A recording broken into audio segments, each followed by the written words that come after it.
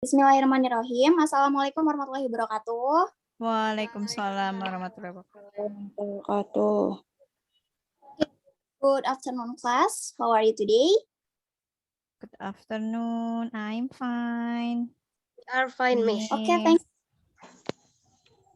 thank you. I hope that all of you more healthy because health is a key of our success and the success in your hand, right? Okay. Before starting, have you eaten this morning, class? Happen, Miss. Wow. Don't forget it, ya. Are you ready for study today? Yes, I'm ready. Okay. Yes. Well, before starting this lesson, let's pray ayat al-basmalah together. Bismillahirrahmanirrahim. Okay, student. Before to the material, have you ever heard announcement atau in bahasa itu pengumuman ya? Apakah kalian pernah mendengar pengumuman di keseharian kalian? Pernah, Miss, di sekolah. Ya, bagus ya. Ya emang karena pengumuman itu sangat penting ya di kehidupan sehari-hari. Bahkan pengumuman itu kita bisa ditemukan di sekolah, di lapangan kerja atau di rumah sakit dan lain sebagainya ya. Okay, are you ready for study today, class? Yes, Miss. Yes. Yeah, good. Okay, next. Okay, I will. You are free. Nida, Miss. Please, Nida. Yeah. Okay, Miss. Definition. Announcement is one of the short function texts. In English, announce had a meaning, make a formal public declaration about a fact, occurrence, or intention. So, announce whether written or spoken, which present to the public. Okay, thank you. Great job, Nida. Ini saya langsung menjelaskan saja ya. Pengumuman adalah merupakan salah satu teks fungsional pendek dalam bahasa Inggris dan mengumumkannya memiliki arti membuat pernyataan publik formal tentang fakta atau kejadian atau niat, dan pengumuman adalah pemberitahuan tentang sesuatu baik secara tertulis maupun secara lisan di khalayak umum. Dan next, di sini juga ada social function. Nah, social function di pengumuman ini apa sih? Nah, social function itu untuk membuat pemberitahuan tertulis secara resmi tentang peristiwa tertentu yang telah terjadi atau akan terjadi. Here in my PPT, there is example about announcement. So please, Mia, slide 4. Contohnya aja, Miss. Yeah, slide 4. There. Please. Sorry. Slide 4. Sorry, Miss. Yes, nothing, Mia. Nah, di sini ada contoh membuat pengumuman ya. Nah, bagaimana sih kalian bisa membuat pengumuman seperti yang ada di contoh ini? Next, ada di sini how to make announcement. First, generic structure. Nah, pasti di sebuah pengumuman itu ada generic strukturnya. Yang pertama itu adalah opening. Nah, opening itu adalah pembuka pada teks announcement. Bagian opening berisi kayak judul, terus tujuan dibuatnya pengumuman itu, atau garis besar informasi yang akan disampaikan dalam pengumuman. Nah, yang kedua ada konten atau bagian yang berisi lengkap dari informasi yang mengenai hal yang ingin disampaikan kepada khalayak umum melalui pengumuman tersebut. Nah, misalnya kan mau mengumumkan sesuatu event, berarti contohnya akan berisi tentang waktu atau tempat atau pelaksanaan acara. Nah, pada contoh slide di sini ya, di bagian ini, contohnya berisi informasi mengenai online art competition atau mulai dari cabang lomba waktu pelaksanaannya. Dan yang ketiga adalah closing atau penutup. Nah, di bagian pengumuman ini ada juga penutup. Penutup ini untuk apa sih? Nah, penutup ini adalah untuk berisi informasi mengenai kontak person atau yang bisa dihubungi atau enggak website gitu ya. Pada bagian contoh di sini ada tentang kayak closing-nya tuh, ada laman web ya, itu disebut closing. Nah, so next ada the content of announcement. Can you help me student for this PPT? Or you are here or not in my Zoom? Please, Ulfa, are you there? Yeah, Miss. Sorry, I can't hear your voice just now because kayak kepotong-potong suaranya, Miss. Yes. Yeah. Please read, Ulfa. Can you help me? Okay, the content of announcement. There are five content. The first, to whom the announcement is for. So the purpose of announcement itself, when the event will be held, day, date, and time. So where the event. Di pengumuman ini ada isinya, isi pengumuman. Nah, isi pengumuman ini apa sih? To whom? To whom itu kan untuk siapa ya? Untuk siapa pengumuman itu? To whom the announcement is for. Jadi untuk siapa pengumuman itu akan dibuat, atau misalkan kayak tadi kan apa sih namanya, untuk online art. Jadi kayak tadi di contoh sebelumnya itu ada contoh pengumuman untuk perlombaan seni. Nah, yang kedua ada the purpose. Nah, tujuan dari pengumuman itu sendiri. Lalu ada when the event. Nah, kapan sih acara akan dilaksanakan? Jadi di pengumuman juga harus ada hari, tanggal, dan waktu. Nah, yang selanjutnya where the event will take place. In bahasa di mana acara akan berlangsung. Jadi di sana juga kalau kita membuat pengumuman, kita harus menerapkan acaranya, kayak misalkan di mana nih acara itu, misalkan di sekolah atau enggak di gedung gitu ya. Terus ada who makes the announcement. Jadi di isi pengumuman juga ada siapa yang membuat pengumuman. Misalkan Ulfa yang membuat pengumuman di pengumuman tersebut. Next ada language features. Nah, language features in announcement itu ada apa aja sih? Nah, ada the simple present. Jadi yang pertama ada sentence. Simple present tense itu kata kerja pertama ya, kerja bentuk pertama yang digunakan untuk kegiatan sehari-hari, kayak di contoh pengumuman itu ya, kayak di daily activity itu. Lalu ada simple future. Simple future itu untuk perubahan kata kerja yang digunakan untuk membicarakan di masa depan. Ya, kayak for tomorrow, kayak untuk hari besok atau untuk hari yang sebelumnya. Kan di pengumuman itu terteranya cuma tanggal ya, itu kan menandakan bahwa itu untuk membicarakan di masa depan. So, no conjunction. Jadi di pengumuman ini tidak ada kata penghubung ya. Nah, kata penghubung itu apa aja sih? Ada yang tahu nggak kata penghubung itu? You know about the conjunction? Contohnya apa aja, Put? Kata sambung itu apa ya?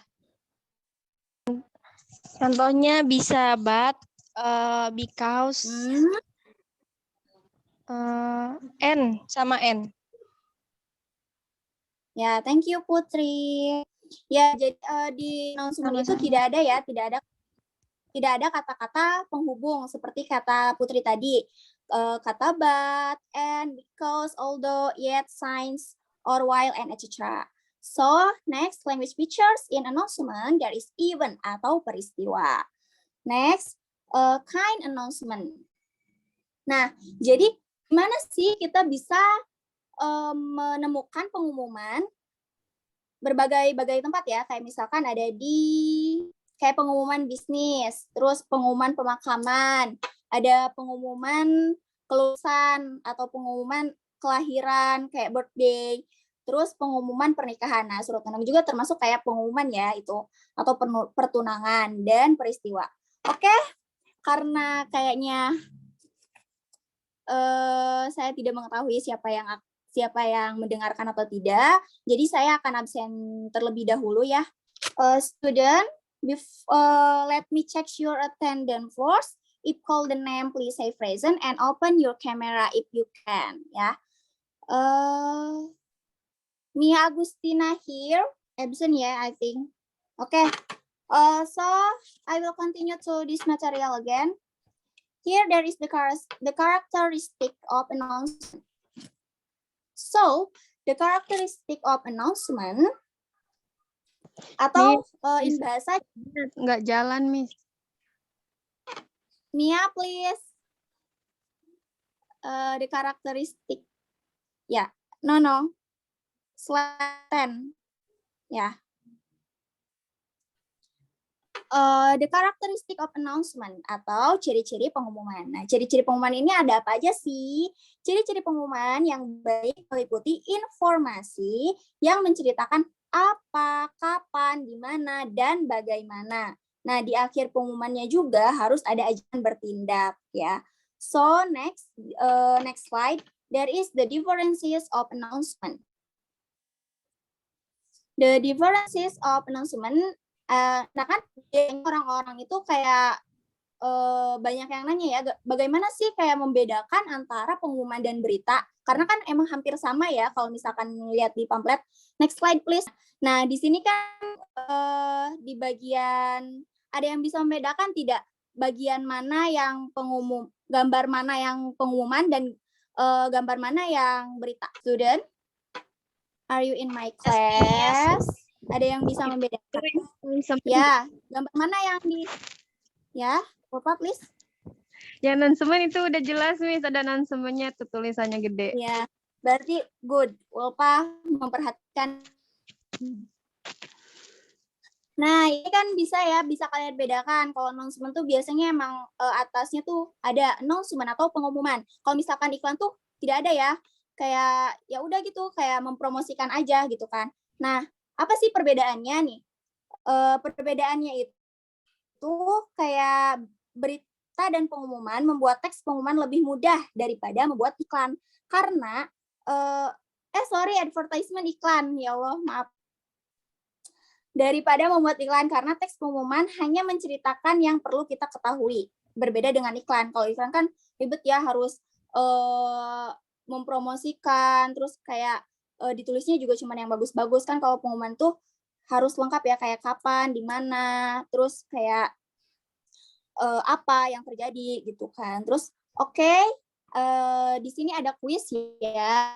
Nanti kalian isi kuisnya, lalu kirim ke Google Classroom. Di situ saya juga udah kirim lewat Google Classroom kuisnya. So next ada video mungkin ya, video kalian jika ingin memahami lebih lanjut, di situ saya juga memberikan contoh video YouTube. Dan saya akan membagikan linknya melalui WA Group atau Google Classroom. Oke, kelas. Well, if you still confused about this lesson, you will ask me question. So, do you have any question, class? Miss, saya mau tanya, Miss. Oh, please, Ulfa. Miss, kalau bikin announcement itu kan harus ada nggak sih, Miss, kayak tips-tipsnya biar bisa bikin announcement yang baik dan benar gitu? Tipsnya kayak gimana? Ada nggak?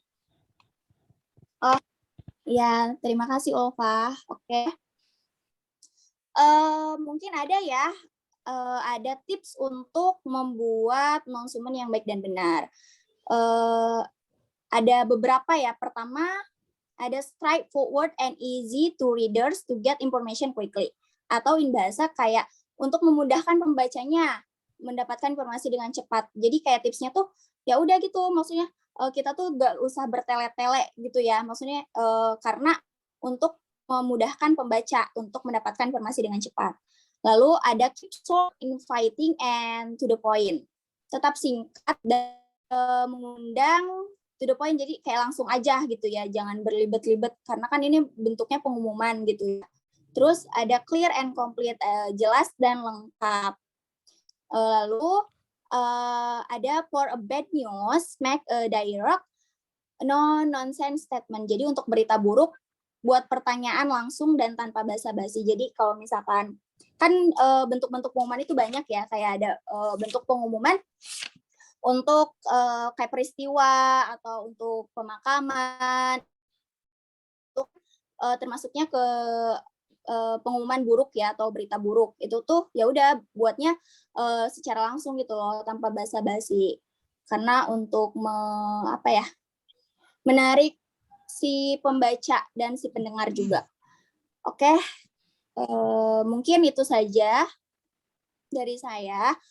Kalau misalkan kalian masih ada keraguan atau ingin lebih mendalami tentang materi hari ini, di situ saya sudah membagikan link YouTube ya.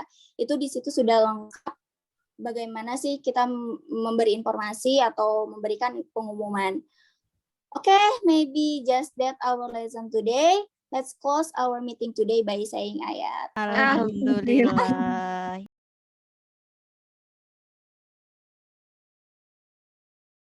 I'm here to observe Hilda's performance in teaching.